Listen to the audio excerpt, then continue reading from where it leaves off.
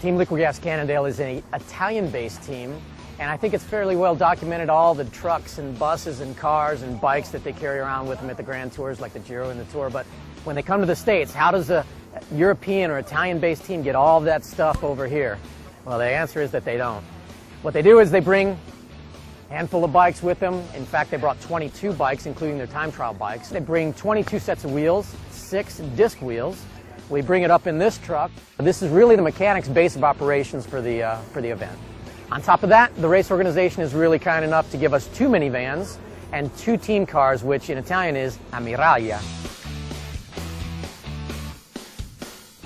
They also give us this great RV, which gets the riders to and from the starts and finish. It's a place for the riders to kind of hang out and get ready for the race, where they get dressed. It's where they have their team meetings. It's where the masseurs make their sandwiches, pack their lunch bags, and it's just a really good place to stage for the race to come.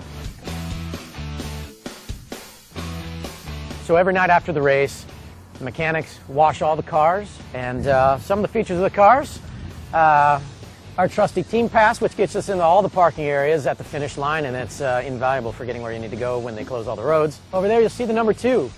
That's the order in which the car is placed during the race caravan. It's very important. You really want a low number. So if the riders get a flat or they need some food or some water, it's really important to be at the front of that group of cars so that you can see them a lot quicker and get to them a lot faster. On the bike rack, we've got space for 4 bikes. How do we determine which ones go up there? Well, the mechanic sits in the rear on the passenger side. So the bike that he can get to quickest is on the passenger side outside. Today, that was Peter Sagan. On the other side, the other bike that you can get to quickest was Daniel Oss. How do you determine who goes in between on those other 2 slots? Well, what you try to do is you try to cover your sizes.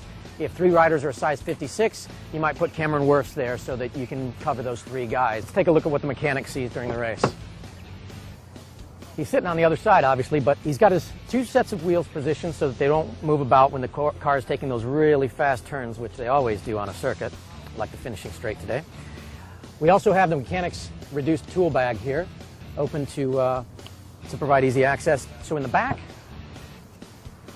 we would have another set of wheels here, but we've got our cooler full of water bottles, Cokes, teas, and then we've got what's known as the cold bags.